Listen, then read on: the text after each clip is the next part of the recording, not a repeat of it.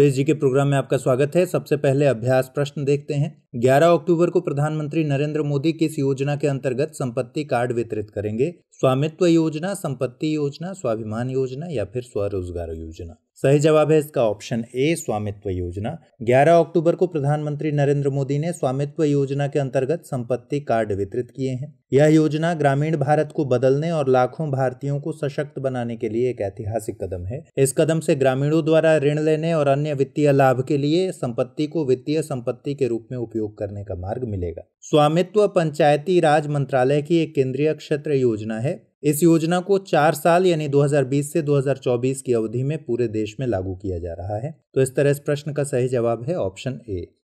हमारे वीडियो अंग्रेजी में देखने के लिए फॉलो करें हमारा ही दूसरा यूट्यूब चैनल दृष्टि IAS इंग्लिश। अगला सवाल है, अंतर्राष्ट्रीय बालिका दिवस यानी international day of the girl child कब मनाया जाता है? 10 अक्टूबर, 11 अक्टूबर, 12 अक्टूबर या फिर 13 अक्टूबर? सही जवाब है ऑप्शन बी, 11 अक्टूबर। हर साल 11 अक्टूबर को अंतर्राष्ट्रीय बालिका दिवस मनाया जाता है। संयुक्त राष्ट्र महासभा ने 19 दिसंबर 2011 को एक प्रस्ताव पारित करके अंतर्राष्ट्रीय बालिका दिवस के रूप में मनाने की घोषणा की थी। इस वर्ष इस दिवस की theme my voice our equal future रखी गई। इस दिवस को मनाने का मकसद बालिकाओं के अधिकारों का संरक्षण और उनके समक्ष आने वाली चुनौतियों की पहचान करना है। इसके अंतर्गत बालिकाओं के सशक्तिकरण को बढ़ावा देना और उनके मानवाधिकारों की पूर्ति में सहयोग करना शामिल है। तो इस तरह इस प्रश्न का सही जवाब है ऑप्शन बी। अगला सवाल है, भारत की पहली हाइड्रोजन ईंधन cell HFC electric hybrid car का पहला सफल परीक्षण कहां से किया गया? नई दिल्ली, बेंगलुरु, भोपाल या फिर पुणे? सही जवाब है ऑप्शन डी, पुणे। भारत की पहली हाइड्रोजन ईंधन सेल इलेक्ट्रिक हाइब्रिड कार का पहला सफल परीक्षण पुणे से किया गया। वायु प्रदूषण और ग्रीन हाउस गैसों के उत्सर्जन को कम करने को लेकर तेज होती मांग के बीच भारत को इस दिशा में एक बड़ी सफलता मिली है। वैज्ञानिक एवं औद्योगिक अनुसंधान परिषद यानी CSIR और KPIT टेक्नोलॉजी ने हाइड्रोजन ईंधन सेल HFC से देश की पहली प्रोटोटाइप कार चलाने का सफल परीक्षण किया है। HFC पूरी तरह से देश में ही विकसित ईंधन सेल स्टैक पर आधारित है। यह तकनीक वायु प्रदूषकों के साथ ही हानिकारक ग्रीन हाउस गैसों के उत्सर्जन में भी कटौती करेगी। यह तकनीक 65 से 75 डिग्री सेल्सियस तापमान पर भी काम करती है, जो वाहन चलाते वक्त पैदा होने वाली गर्मी को सह सकती है। तो इस तरह इस प्रश्न का सही जवाब है ऑप्शन डी। अगला सवाल है, हाल ही में कौन सा देश दुनिया का पहला देश बना है जिसके 8 समुद्र तटों को पहले ही प्रयास में ब्लू फ्लैग सर्टिफिकेट से सम्मानित किया गया है? भारत, डेनमार्क, सिंगापुर या फिर स्वीडन?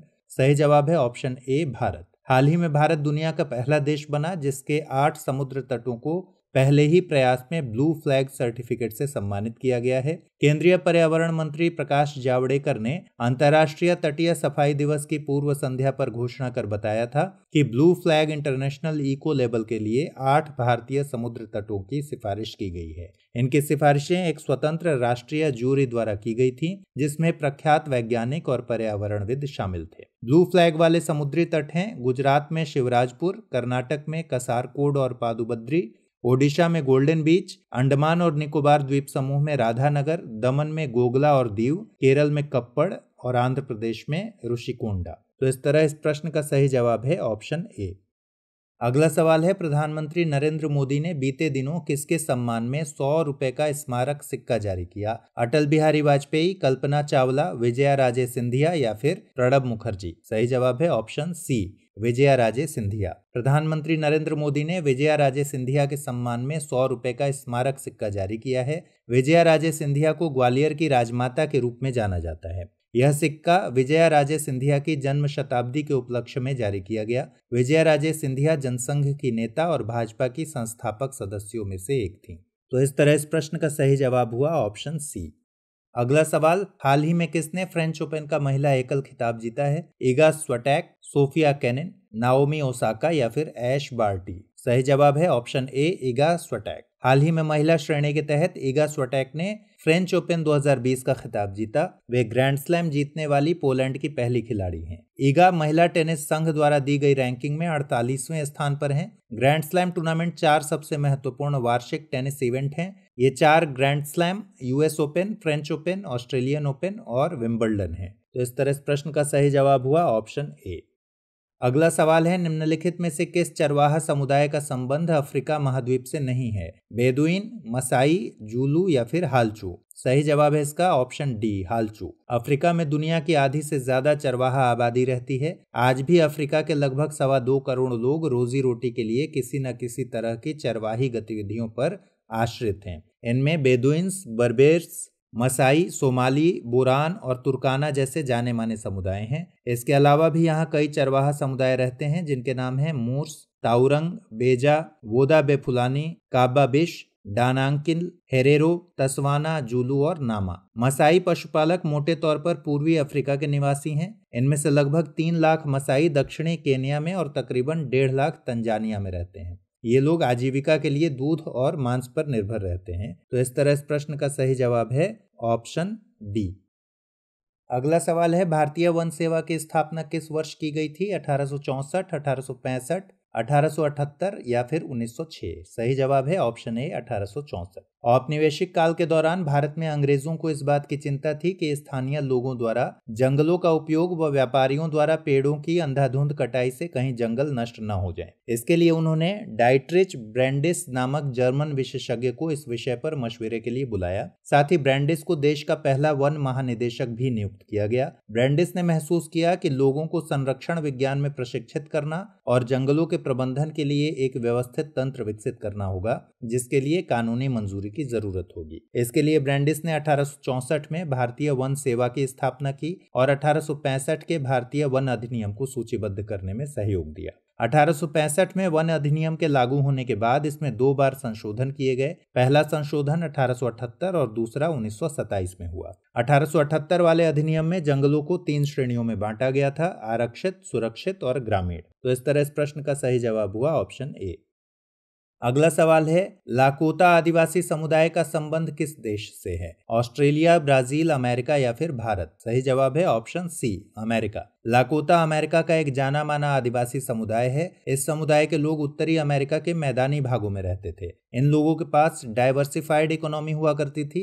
ये लोग मक्के की खेती किया करते थे और जंगली पौधों की खोज में रहते थे। इसके अलावा ये लोग बाइसन नामक जानवर का शिकार करते थे। अंग्रेजों ने इन बाइसन्स को खुला छोड़ना बेकार समझा और 1860 के दशक के बाद भारी मात्रा में इन बाइसन्स की हत्या कर दी गई। तो इस तरह इस प्रश्न का सही जवाब है ऑप्शन सी। अगला सवाल है, महुआ के पेड़ के कई उपयोग हैं, इनमें से कौन सा इसमें शामिल नहीं है? तेल निर्माण, खाद्य सामग्री के रूप में, शराब बनाने में, छतरी या टोकरी बनाने में? सही जवाब है इसका ऑप्शन डी, छतरी या टोकरी बनाने में। वन्य इलाकों में लोग कंदमूल, फल, पत्ते आदि वन उत्पादों का विभिन्न जरूरतों के लिए उपयोग करते हैं। दवाओं के लिए जड़ी बूटियों का इस्तेमाल किया जाता है। लकड़ी का प्रयोग हल जैसे खेती के औजार बनाने में किया जाता है। बांस से बेहतरीन बाड़ें बनाई जा सकती हैं और इसका उपयोग छतरी या टोकरी बनाने में भी किया जाता है। पत्तों को जोड़कर डिस्पोजेबल पत्तल और दोने बनाए जा सकते हैं। महुए के पेड़ से खाना पकाने और रोशनी के लिए तेल निकाला जा सकता है। इसके अलावा महुए के फूलों को खाया भी जा सकता है और इसका इस्तेमाल शराब बनाने के लिए भी किया जाता है। तो इस तरह इस प्रश्न का सही जवाब है ऑप्शन डी। अगला सवाल है, भारतीय इतिहास के संदर्भ में देवसारी, दान और मान जैसे शब्दों का प्रयोग किसके लिए किया जाता था? लकड़ी के बदले दिया जाने वाला शुल्क, दक्षिण भारत के ग्रामीण इलाकों के प्रचलित खेती के तरीके, मुगल साम्राज्य में उपयोग में लाए जाने वाले राजस्व कर के प्रकार, या फिर औपनिवेशिक भारत में चरवाहों द्वारा अपने पशुओं को चराने के लिए अदा किया जाने वाला शुल्क? सही जवाब है इसका ऑप्शन ए। बस्तर के लोग मानते हैं कि हर एक गांव को उसकी जमीन धरती माँ से मिली है और बदले में वे प्रत्येक एग्रीकल्चर फेस्टिवल पर धरती को चढ़ावा चढ़ाते हैं। धरती के अलावा वे नदी, जल व पहाड़ों को भी उतना ही महत्व देते थे। क्योंकि हर गांव को अपनी चौहद्दी पता होती है, इसलिए ये लोग इन सीमाओं के भीतर समस्त प्राकृतिक संपदाओं की देखभाल करते थे। यदि एक गांव के लोग दूसरे गांव के जंगल से लकड़ी लेना भी चाहें तो इसके बदले में वे एक छोटा शुल्क अदा करते थे, जिसे देवसारी, दाण और मान कहा जाता है। तो इस तरह इस प्रश्न का सही जवाब है ऑप्शन ए। आइए अब अभ्यास प्रश्न देखते हैं। हाल ही में डेल्टा नामक हरिकेन ने किस देश के तटीय हिस्से में दस्तक दी है? ब्राजील, अमेरिका, इक्वाडोर या फिर कनाडा? तो इस प्रश्न का सही जवाब कमेंट बॉक्स में दीजिए। अगले एपिसोड में फिर मिलेंगे, तब तक ख्याल रखिए। Good bye.